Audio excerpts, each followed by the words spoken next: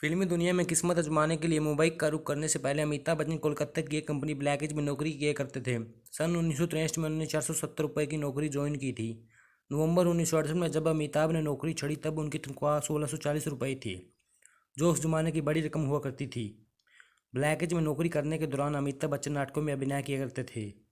अमिताभ को फिल्मों में काम करने के लिए इनके छोटे भाई अजिताभ ने प्रेरित किया। एक दिन अजिताभ ने विक्टोरिया मेमोरियल ले जाकर अमिताभ की तस्वीरें खींची और वही तस्वीरें सन 1968 में फिल्म पेयर माधुरी टैलेंट कंपटीशन में भेजी। उस कंपटीशन में तो अमिताभ नहीं चुने गए, लेकिन उनके अंदर यह भावना बैठ गई कि उन्हें फिल्मों में जाना है। अमिताभ बच्चन ने फिल्मी दुनिया में जाने के रास्ते तलाशने शुरू कर दिए।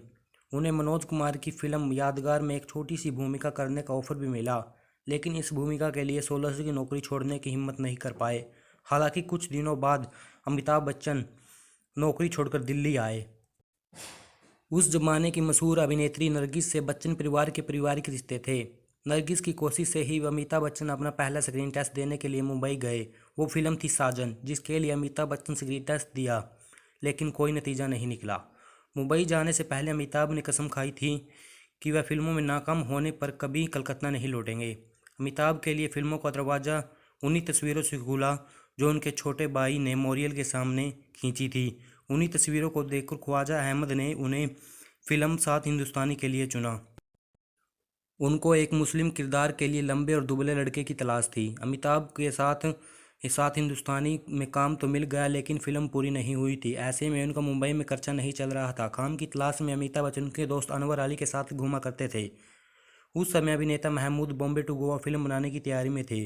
महमूद बतौर हीरो जितेंद्र को लेना चाहते थे। जितेंद्र ने मना कर दिया। अनवर अली ने अपने भाई महमूद से अमिताभ की सिफारिश की। महमूद ने पहली मुलाकात में अमिताभ से पूछा, नाच सकते हो?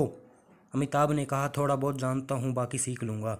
महमूद अमिताभ को होटल ताज के डांसिंग फ्लोर पर ले गए। वहीं पर महमूद ने अमिताभ को बॉम्बे टू गोवा के लिए चुन लिया। बॉम्बे टू गोवा के लिए जब शूटिंग शुरू हुई तो अमिताभ बच्चन को अरुणा के साथ दिल तेरा है मैं तेरी सनम गाना था। अमिताभ ने इससे पहले किसी फिल्म में गाना नहीं गाया था। अमिताभ शूटिंग के दिन पहले से लेकर पूरी रात तक उसी गाने पर अकेले ही हसल करते रहे। इससे पता चलता है कि अमिताभ बच्चन काम के मामले में शुरू से ही कितने गंभीर थे।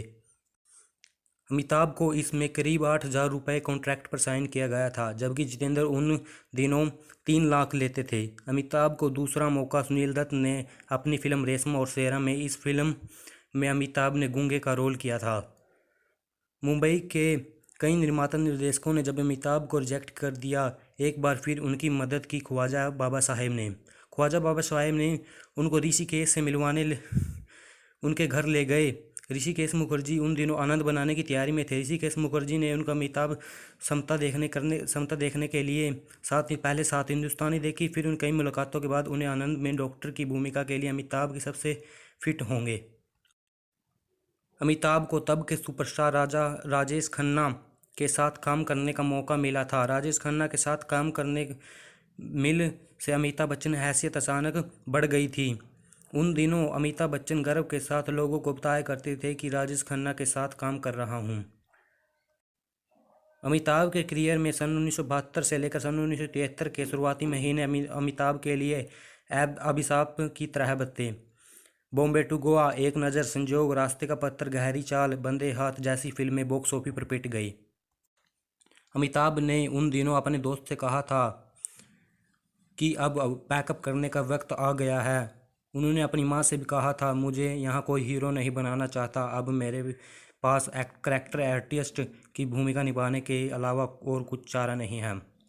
तो फिर एक बार जय की सिफारिश पर ऋषिकेश मुखर्जी फिल्म बनाने के लिए तैयार हो गए। उन दिनों ऋषिकेश मुखर्जी किशोर कुमार और उनकी पत्नी उमा की जिंदगी पर आधारित फिल्म अभिमा पर काम कर रहे थे। जया और अमिताभ ने आनन फानन में अमिया नाम की एक कंपनी बनाई। सन 1973 में जंजीर ने फिर अमिताभ को ऊंचाई दी। वो फिल्म कई नेताओं की सिफारिश से मिली थी और वह फिल्म हिट रही।